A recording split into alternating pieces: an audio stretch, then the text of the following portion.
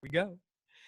Hello, everybody. Welcome to another episode of Finding Brave. How is it going this week?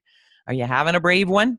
We would love to hear. And part of the brave journey, as we've been talking about, and what episode are we on? Maybe something like 80 something, is that sometimes we fall down, sometimes we get crushed, sometimes there's failure.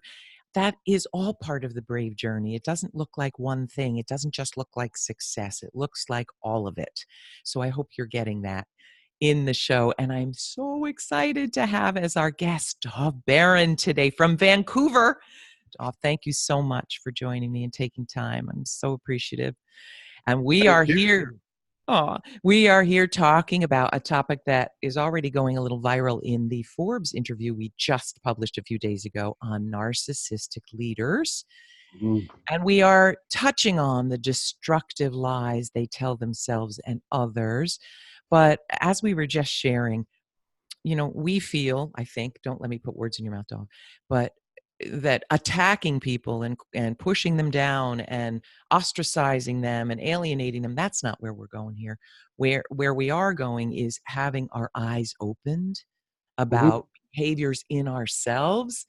And I know you have something to share about that. So do I, that we know narcissistic behaviors pretty darn well, not only from seeing it out here, but from working through them and overcoming them. So this is not about blame. This is not about trashing and attacking. It's about compassionately looking at what we're facing and giving strategies to help. Yeah. Absolutely. All Absolutely. right. And everyone, let me share. Dov, I can't believe your bio. I'm like, my eyes were popping out of my head. This is an impressive individual. Dov Baron, twice cited as one of Inc. magazine's top 100 leadership speakers to hire, also cited in the Meeting and Event Professionals Guide to the top 100 motivational speakers, and named as one of the top 30 global leadership gurus. Later, I want to ask, how does all that happen? How do you get named? But what you share is going to reveal how that happens. Dov is a man with a finger on the pulse of the evolving world of NextGen leadership. He's a best-selling author of several books. His latest book, Fiercely Loyal: How High-Performing Companies Develop and Retain Top Talent. He is the host of the national U.S. TV show Pursuing Deep Greatness with Dov Baron on ROKU TV, and a host of the number one podcast for Fortune 500 listeners globally, Dov Baron's Leadership and Loyalty Show on iTunes. I guess we're calling that Apple Podcast now, right? And is carried on FM and AM radio across the U.S. And that's not even the half of your incredible bio. So it's amazing how busy you are, my friend. Thank you. So let's jump in.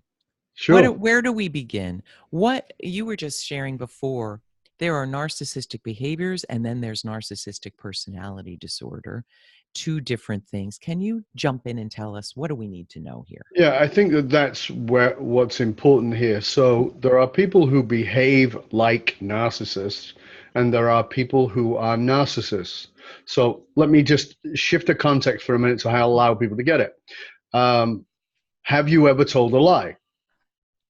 Of course you have, right? Of course. People said to you, "How are you?" You said, "Fine," when you were feeling like crap, and you said, "Fine." That's a lie, right? So we all lie. That doesn't make you a pathological liar.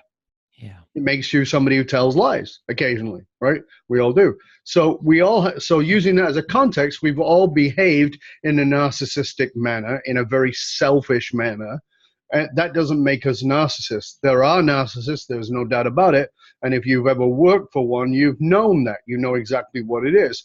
But there are narcissistic behaviors, and as I talked about in the interview we did for Forbes, oftentimes when we do that, we're not even aware that we're doing those things. We're not even aware. So what's actually happening is what we're calling narcissistic behavior is actually the behavior that comes out of massive insecurity. And guess what? If you have skin and you're a human, you have felt insecure at some point in time, and then you've probably behaved in a way that was narcissistic as a result of that insecurity. So there's a difference between the two. I love it. So most of you know I was trained as a marriage and family therapist after my corporate life, and I swear to you, I needed it after my corporate life, honestly. Absolutely. So I'd like to give a little context on what I believe are some hallmark traits of true narcissistic personality disorder, just so we can differentiate. And there Absolutely. are different kinds. There are narcissists that punish you, and when they're challenged. But here's the hallmarks that I see almost daily in clients coming to me talking about bosses and management that Yep. hurts them. Number one, they cannot be challenged. It challenges and pushback if you don't see what I see here.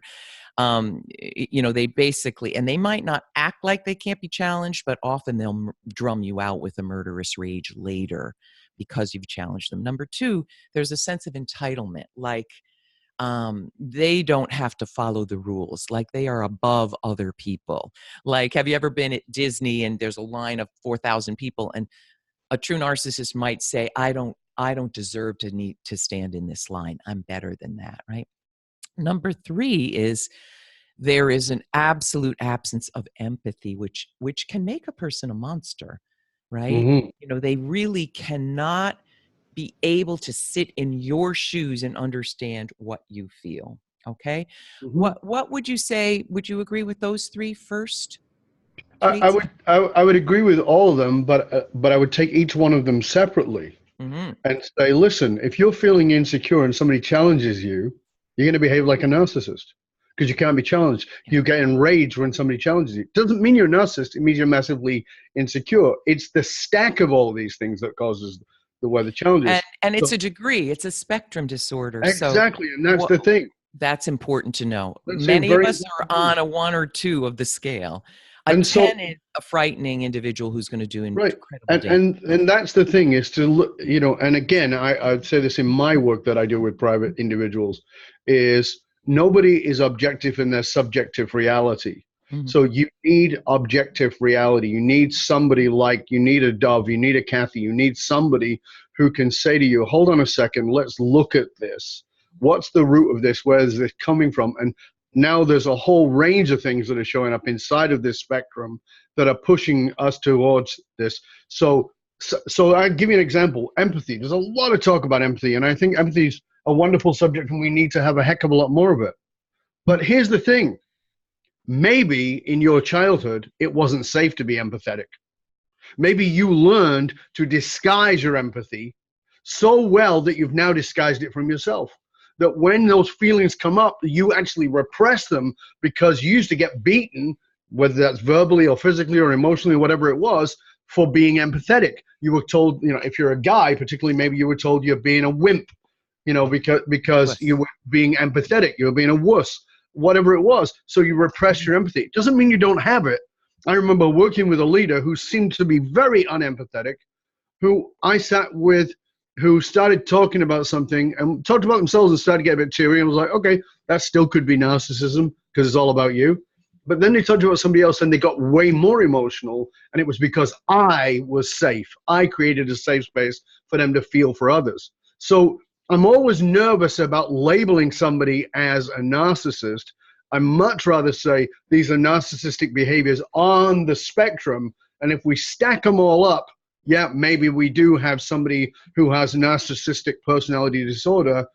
That's different than somebody who may be completely unconscious of how repressed they've become through a situation, through their environment. So let's just let This is everybody important. get to that before we start, and also understand, and as a proviso, let's put this in place, is if you're working with somebody who has narcissistic personality disorder, or for that matter, if you're working with somebody who's showing all the traits of it, but isn't it because they're massively insecure and they got all their kinds of issues, it is not your job to fix them, and it is not your job to tolerate them.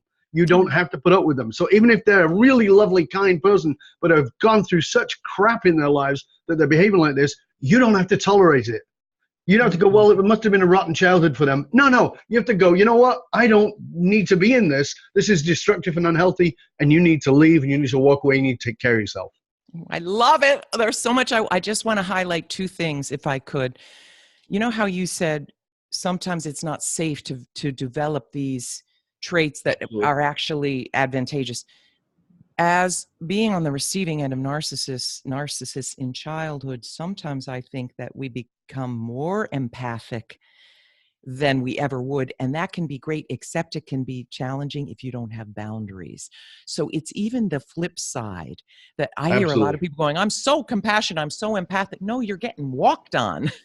And I interviewed a therapist, Terry Real, who was amazing. Oh, turn that off. And he said he's amazed at how many women who've been abused by narcissists and other spouses, and they still protect that behavior.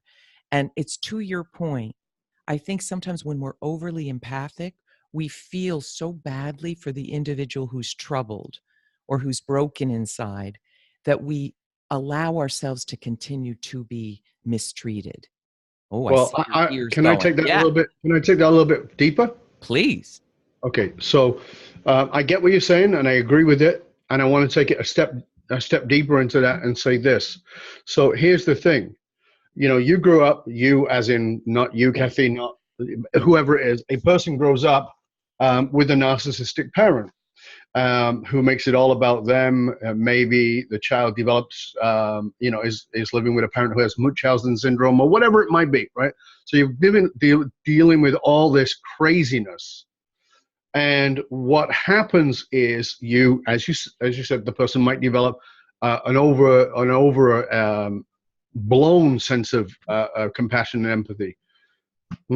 That's actually not what's going on. What's actually going on is now that person is going out into the world, and this is what the work that I do. We go out into the world. This is for everybody to grasp from. I want you to just think about this, because my work, I say in my work, is what I do in my private work is I'm looking to bring home the disenfranchised parts of your soul. The leaders I work with are very successful, but there's something missing. And what's missing is fulfillment. And that doesn't take place until we bring home the disenfranchised parts of the soul. What they've disenfranchised has allowed them to be successful. Now we want to get them to fulfillment. That's the next part. Here's the thing. We unconsciously go out into the world, unconsciously, and try to heal people who damaged us. So you go looking for your mom or your dad or your sister or your brother or whoever it was in other people. And to do that, you have to magnify. So it's not good enough to be empathetic. You have to be super empathetic. And who are you going to be super empathetic to? Narcissists. And you go, well, why do I keep attracting these people? Because that's what you're trying to do. You're trying to heal somebody that is not your job to heal. So we start looking out instead of looking in. So that's why boundaries, as you so well put, are so vitally important. And I think that I've written tons of stuff on this. I think that boundaries are probably one of the weakest parts of our psyche. We don't understand boundaries. We understand rules, but we don't understand boundaries. And rules are the black holes of joy. And boundaries, It's a tweetable. Boundaries magnify joy. Because my boundaries, I remember sitting with my mother, it's a little bit of, she has some tendencies. I was sitting with my mother and we're having dinner and I'm having a conversation with her, trying to let her in onto what was going on. And I said, do you know, Mom, this is many years ago, almost 20 years ago. I said, Mom, when I was a kid, I was terrified. And she goes, all children are terrified. No, great. My head explodes and I go, no, they're not. You don't get to tell me how all children feel. And what's more is you don't get to tell me how I feel. That's not how it works. And so I start laying out some boundaries with her. And she says, you don't need boundaries with me. I'm your mother. Oh, and I said, no, I need more boundaries with you because you're my mother. But here's the point, Mom. And this is the point for everybody else to get. My boundaries were not about my mother. My boundaries are about me. And that's where most people fail, because they don't understand that. They think it's rules. So I've got to keep this person at this distance. No, this is my boundary. My boundary is very simple. It's got nothing to do with you. My boundary with my mom is the same boundary I have with my wife or with my best friends. It doesn't matter. This is my boundary. It's about my health. I love it. Oh, what did I want to ask? Oh, I want to ask this because I know you're going to tell me the truth as you see it, where Absolutely. A lot of men won't, especially in the Me Too world. Let me ask this. I really want, I know you've got something to say about that. I'm working with women around boundaries because, Dov, I really believe this. In our patriarchal culture, women are societally trained not to be assertive, not to be confident, not to assert boundaries in a forceful, assertive way. But I know you work probably more with men. Is that right? It's interesting. It's about 70-30, but it actually was the other way around when even 10 years ago, Oh, where I oh, would 70, mostly was 30 men, 70% men now. 70% men now, Yeah. Okay. 60 to 70% men now, and it used to be the other way around. It was Wow. 60, 70% Interesting. women. How wonderful. And you're so needed in the male world. But here's my question to you. And I think that it might be hard for you to answer this because you're not a woman. I'm going to be honest. But do you believe that men in our patriarchal society struggle as much in asserting their boundaries assertively than as women do? See, I think that that's a great question, and I'll tell you why it's a great question. Because it has a ton of presumption in it. And what I mean by that is it's societal presumption, not yours. It's societal. So, you and I had talked about in a previous conversation that some of the most assertive people I've ever met are women. Some of the most nurturing people I've ever met are men. So that gender bias goes out of the window right there. But what I will tell you is this, that it is not acceptable for women to be assertive about their boundaries, and it is acceptable about men. But with the and again, I'm a feminist. I'm a great believer in the power of women.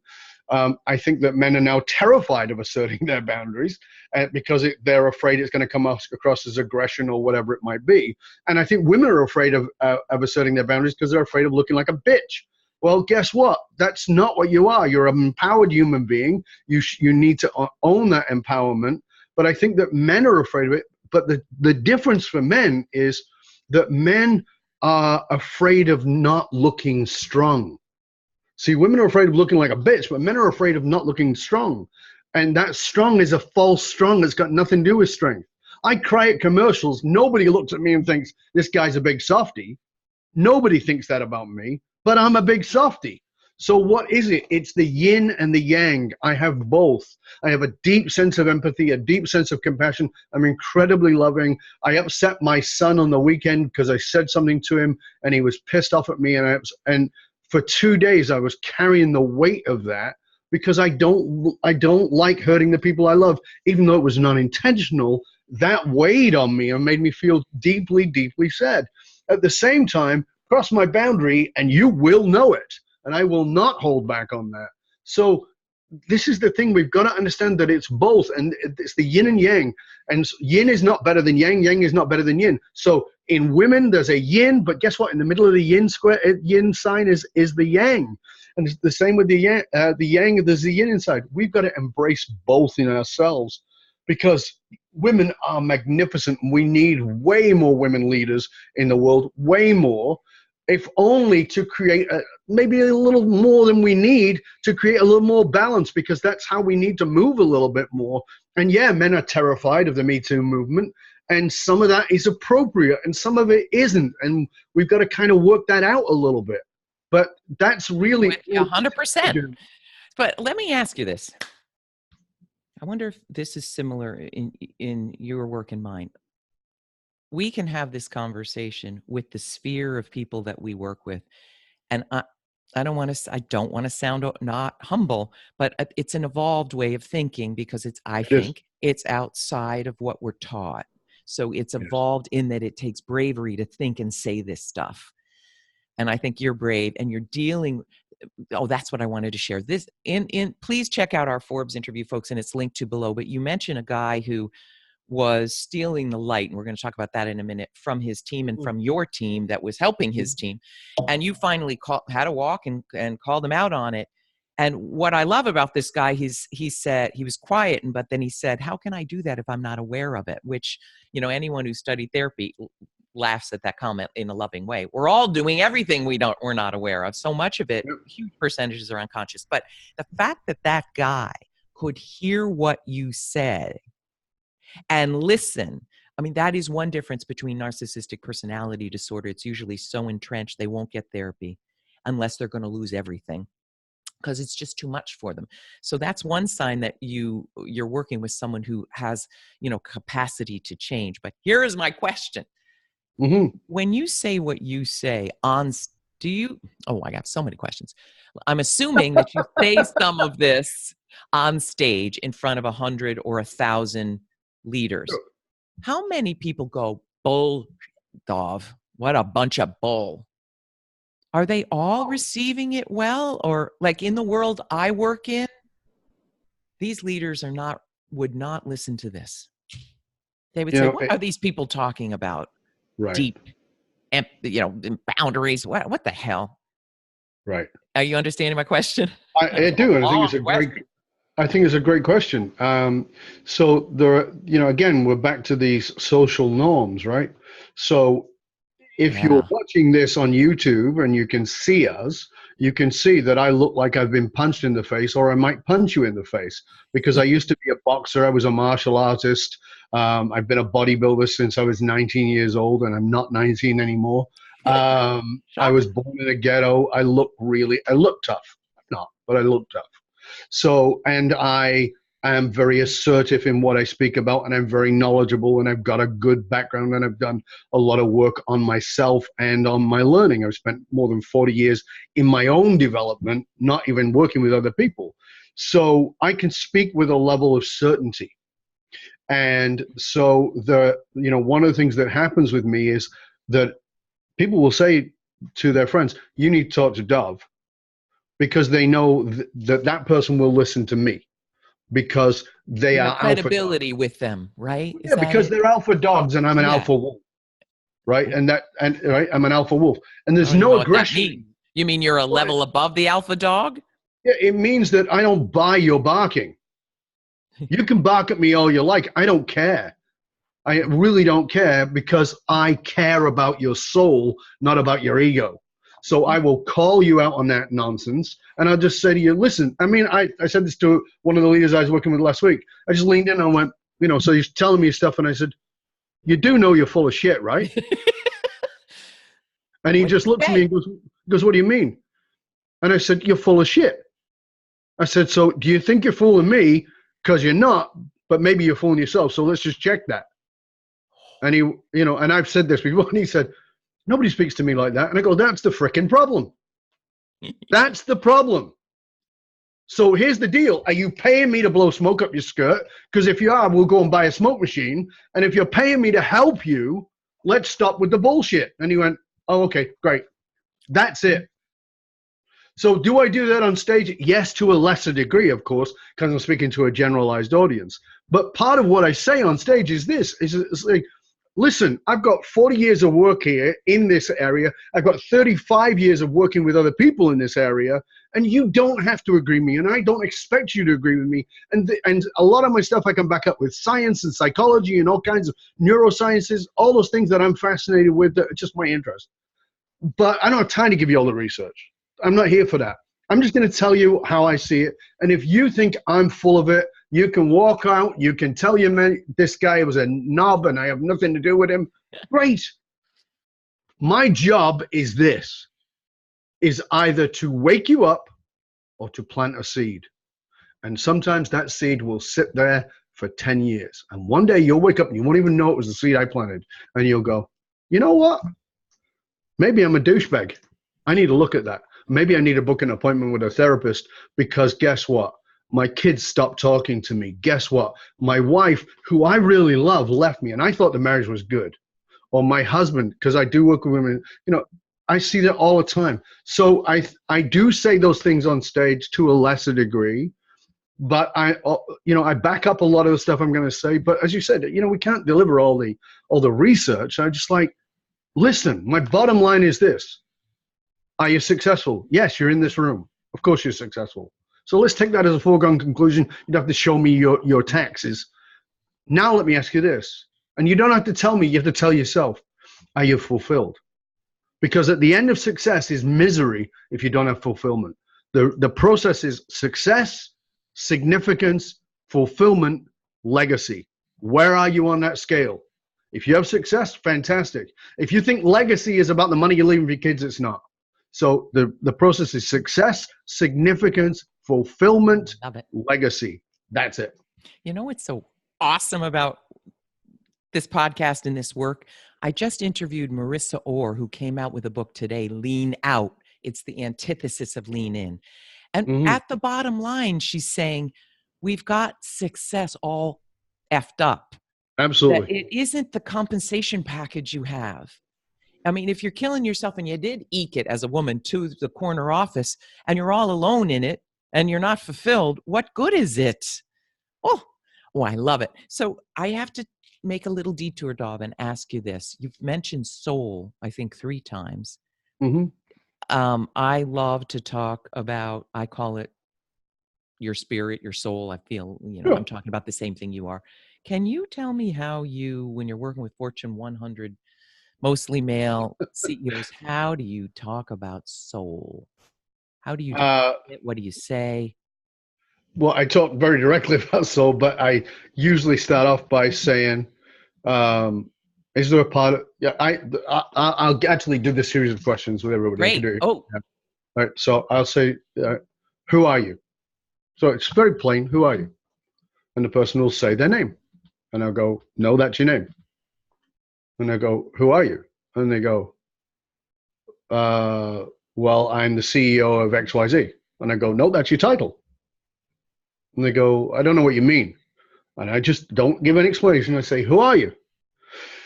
And they go, oh, okay, so we're going a bit deeper. Yeah, well, I guess I'm a Christian. I'm a Jew. I'm a Muslim. I'm a whatever it is, right? I go, no, that's your religion. Who are you?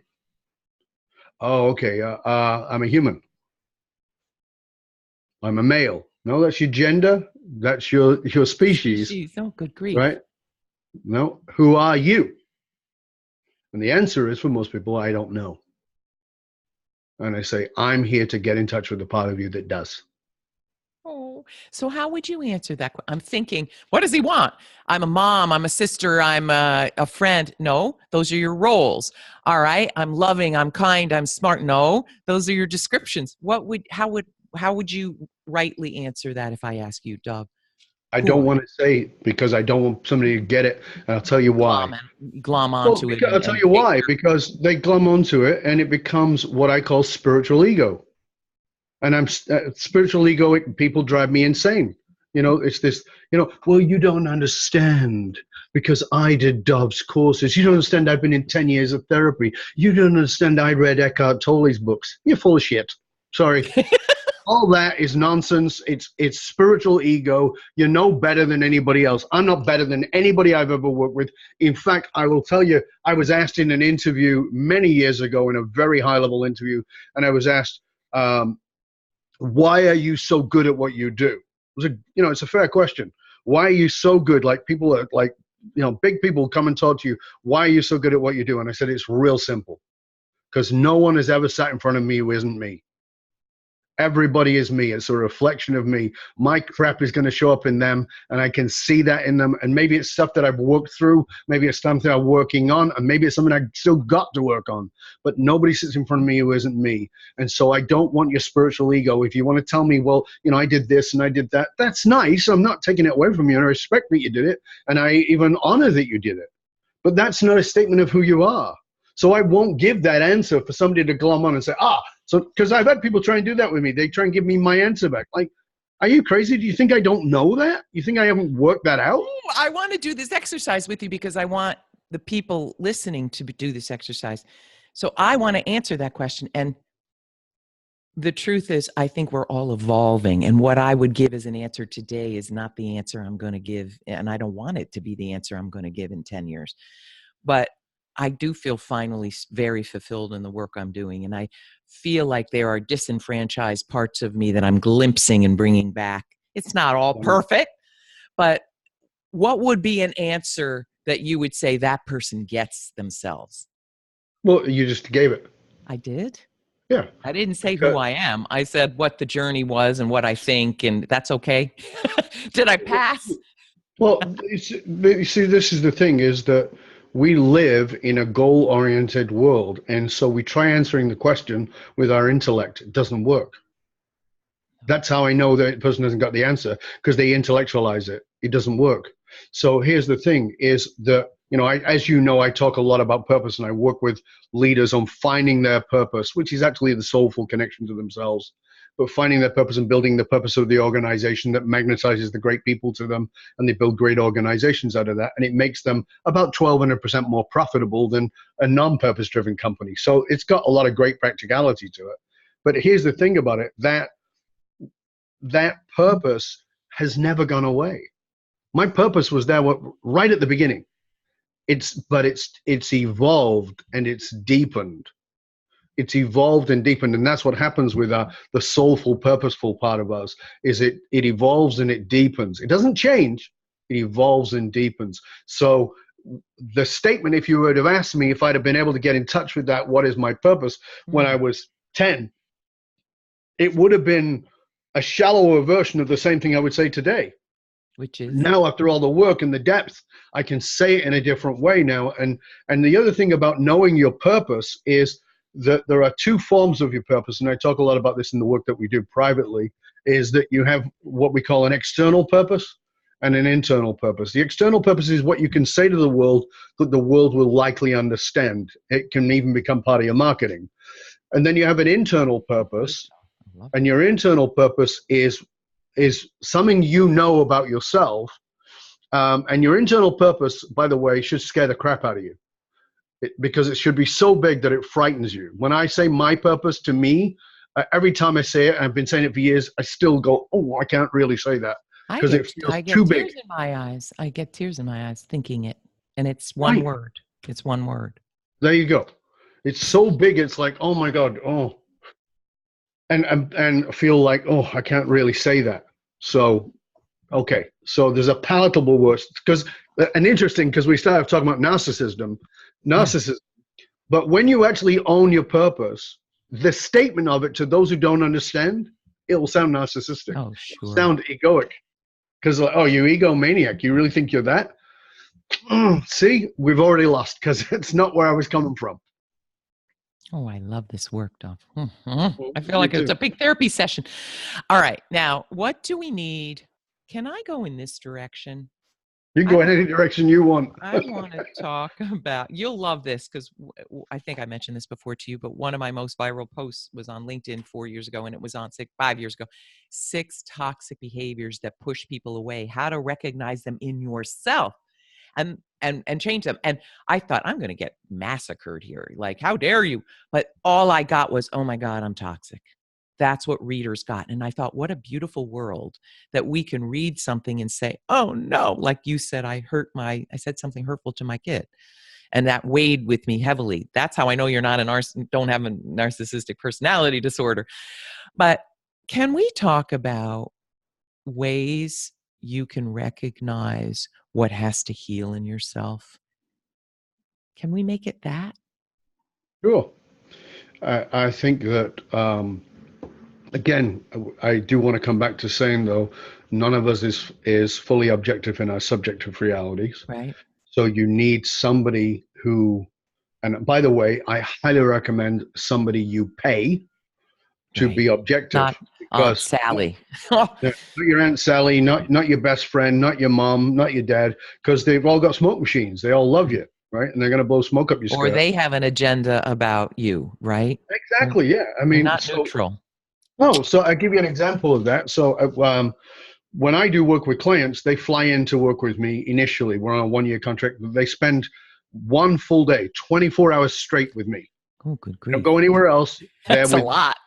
Right? Oh, gosh. And part of the... In your house? Yep, in my home. We feed them, take care of them. They're here for a day. There's no sleeping. We do the work. Longest we've gone is 23 and a half hours. Shortest we've gone is 13. But it's very deep work. We get past all the junk, all the nonsense, and we start reprogramming crappy beliefs and get them really in touch with that soulful purpose that they have. And then we spend the next year integrating it. However, this is what's important. Part of the contract is they cannot talk to anybody they know for 48 hours after. They can talk so they go, well, can't I talk to anybody? I go, of course you can talk to anybody you want, as long as you don't know them. Because you don't want the whole work to be tainted by, oh, he doesn't know what he's talking about. You're wonderful. That kind of thing?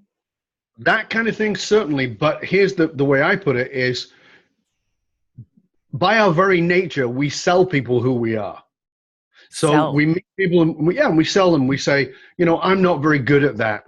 You know, I'm not good at communication. I'm not good at dealing with conflict. I'm not this. I'm not that. We sell them all this stuff. Right. And the problem with that is they will then sell it back to us.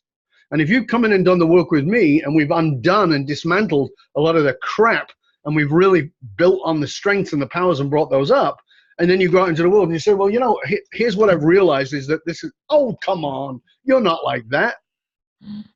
Well, the problem is that person has a lot of influence and a lot of impact, and your psyche is a bit mushy for a couple of days after we've done that work together. So I don't want you talking to those people. And people go, oh, well, isn't that brainwashing? Yeah, it is. We're washing out the crap. We're actually taking some time and washing out the nonsense so we can get some good stuff in there, plant some fabulous seeds, and then spend a year nurturing them.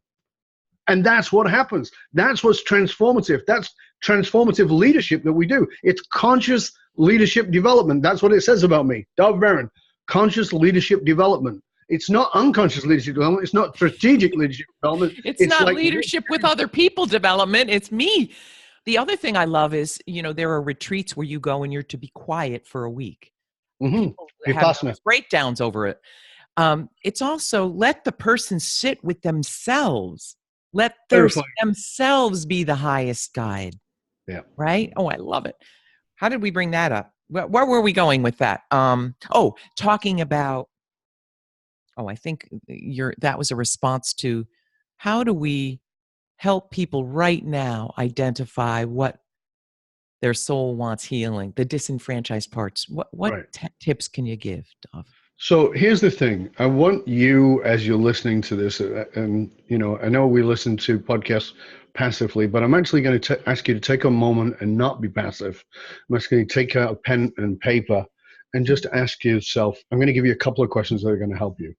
Number one is this: what pisses you off in the world?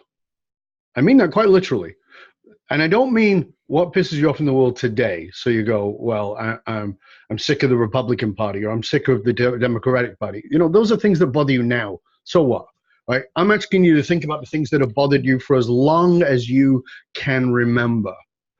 In fact, if you could wave a magic wand, you would get rid of it. You go, how come we haven't fixed this problem? I've been bothered by this since I was a child. I still don't understand why we haven't fixed this.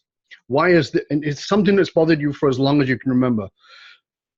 Write down what that is. And you've probably got 5 or 6 things that you'll write down initially, but as you just keep going back over it, and you'll go, if I can only have a magic wand, I can only fix one, what would it be?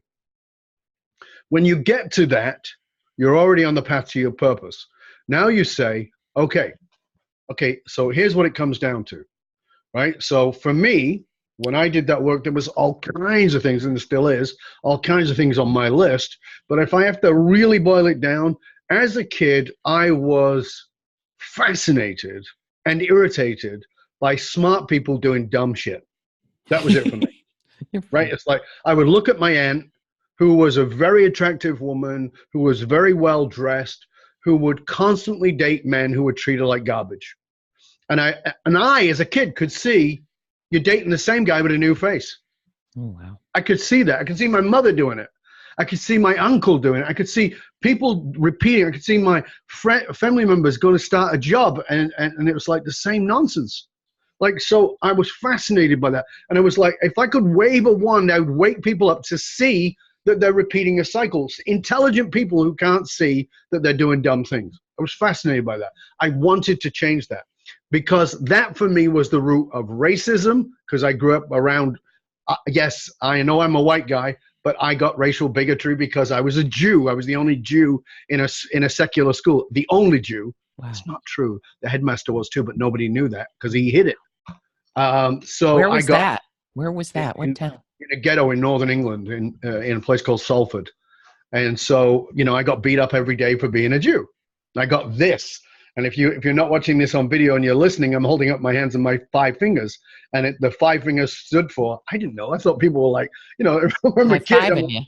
Well, no, it was before high fives. So I'm like, why are you doing that? You're like waving at me? I don't know what it is. They put up their hand and show me their 5 fingers.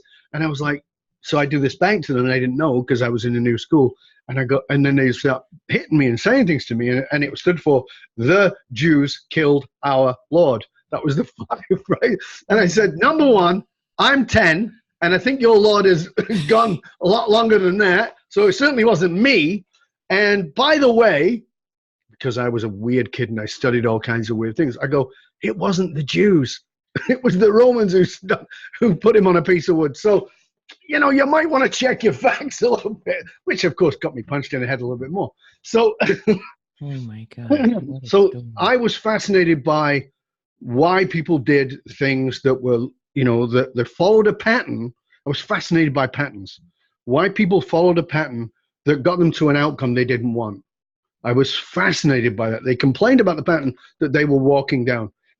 So that was something that bothered me. It took a big range in things I could look at, but it always came down to that same thing. Fascinated by psychological patterns. I wanted to know why smart people did dumb things. So think about what it is that's bothered you or always bothered you. Maybe it's poverty. Maybe it's crime. Maybe it's gun violence. Maybe it's something like racism. I don't know. It could be something like, you know, nutrition. Something that's bothered you for as long as you can possibly remember. That's what you have to go after. And then you say, okay, if I can wave a magic wand and fix that in the world, we know, okay, so then you write, well, what would that do for the world? And you write that out. Then when you've done that and you say, okay, now we're going to imagine the other end, which is you've done it. So you wave the magic wand and that doesn't take place anymore. What does it do for you? What disenfranchised part of yourself does it bring home? Oh, it's so good. Can I answer that as an example for people? Mm-hmm. And, you know, I'm asked a million questions. In fact, I want us to link to Martin Root's wonderful Heaven on Earth questions about what is heaven on earth to you, which has a similar feeling. When you said, what is the thing that has bothered you, you know, for all time, you know what came to me? That people are forced to be what they aren't. Very good. And obviously that was me. Mm-hmm. And so you're sitting with that, and boy, that informs what the purpose of my work is, to help women be who they really are, to help men be who they really are, which is so similar to yours, but different. But then when you asked, what would that do in the world? People would be less rageful, less murderous, less violent, less confused, less stupid about dumb things. Life would change so dramatically. And then what would that do for me? I realize I still, in many ways, have to be who I am not. Right. Now that is where I would want to go to start healing. Right.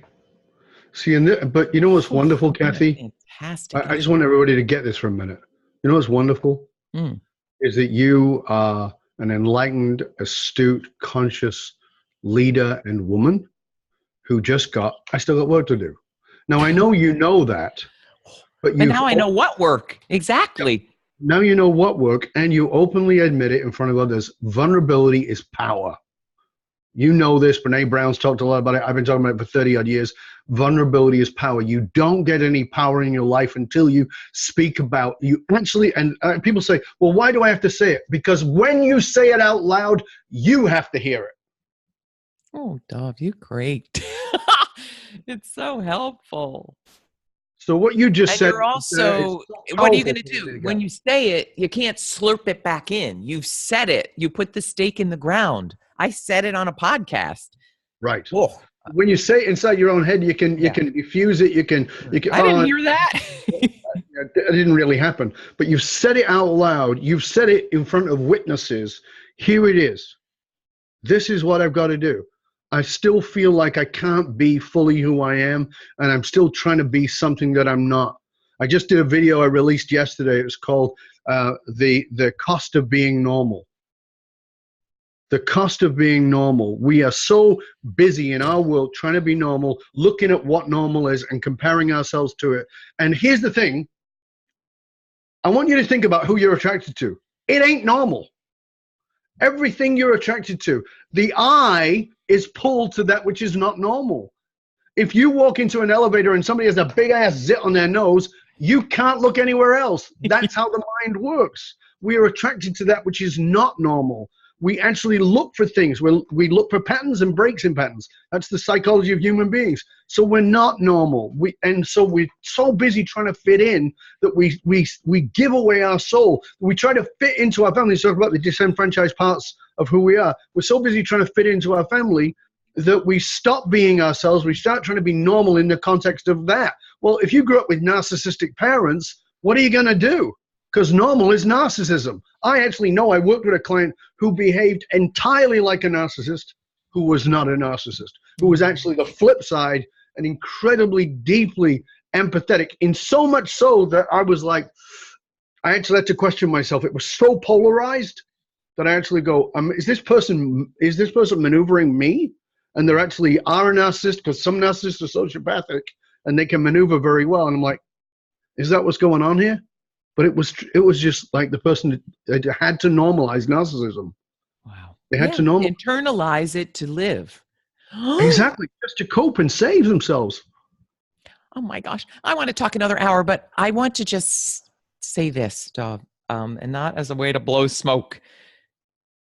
There are so many people that are experts on something, and the way they teach is do it like me. And I can't stand that, because we know why, because that's what you did to be successful or happy or fulfilled. That has nothing to do with me and what I want to do. I know a true leader and a true teacher when in 1 minute you can give an exercise to someone like me who spends every waking minute thinking about these things, and I have a revelation. So everybody, I mean, that is very rare. That is very rare, that I think. Thank so you. Everyone run to the links we're going to post below, and you're going to tell us, Dov, where can people get these exercises? What books should they come see? Where do they watch your podcast, listen to it? Tell us, and we'll link to it all down below. All right. Well, the simple place to go is fullmontyleadership.com. That's my main website. There you'll find access to the Matrix, which is a leadership test that you can put yourself through. There's links to my podcast. There's over 500 episodes of my podcast. There's links to my YouTube channel. There's over 650 videos in there. As I said, the one we just did on normal is in there, and a bunch of others that range from 1 minute to 45 minutes. So some of them are quite intense. There's links to my courses, my books. The latest book, as you said, is Fiercely Loyal, how high-performing companies develop and train and retain top talent. There's also links to One Red Thread, which is to help you find your purpose. Ooh. And you can also go on Amazon and all that, and you can find one of my books is called Don't Read This, Your Ego Won't Like It. And if you're really looking at the work that Kathy and I have been talking about here, I would highly recommend that you go take a look at that. That's going to give you some of the questions I've given you here and take you a little bit deeper.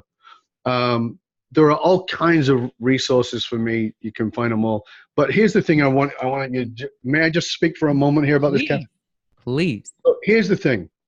You're listening to this. I love that you're listening to this. And it's about being brave. Action is the currency of the brave.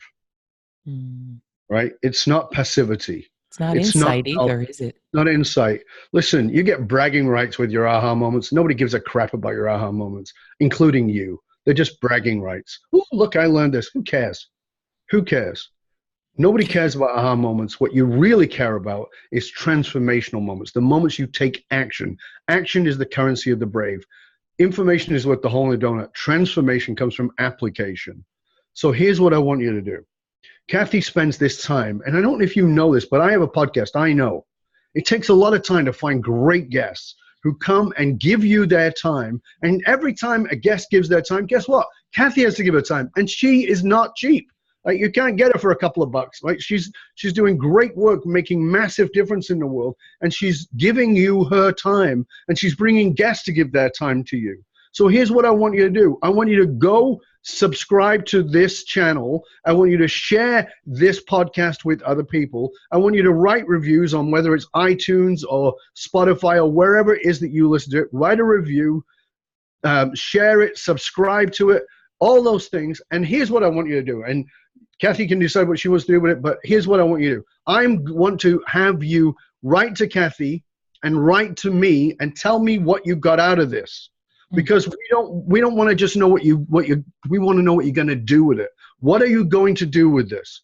My private email, I'm going to give it to you, is Dov, D-O-V, at DOVBARON.com. Dov at DovBaron.com. You can personally write to me. I want to know what you got out of this. CC Kathy on it. Tell us what you got out of the show. Tell us what you're going to do with it. And if I can help you, that's why I'm on the planet. If there's some way I can serve you, your organization, your company, or you yourself in doing this work, this high-level work, write to me. I'm here to help. But please subscribe to the show. Please let other people know about it. Ah, that's just amazing. Thank you so much. I couldn't agree more. We share so much, and yet your language is powerfully different, and I love it. And I'm so grateful for your time, a whole hour almost. Thank you so much. I hope you will come back again. And folks, I don't know, if this didn't give you a dose of brave, and if you don't feel, do this exercise that Dov gave us. I can tell you, look what it did. I am going to write a whole chapter of my book on this, I have a feeling. So please let us know. This is what we're doing here. This is what we love, to help in any way we can. Thank you so much for listening. And thank you, Dov. I just can't thank you enough. Can't wait to talk to you again soon. Thank you, all right, Kathy. everybody. Thank you for giving me the opportunity to serve. Oh my gosh. My pleasure and my honor. And everyone, we're looking forward to hearing from you. We're hoping for it. No, we're expecting it. And we will see you next time. Thank you so much.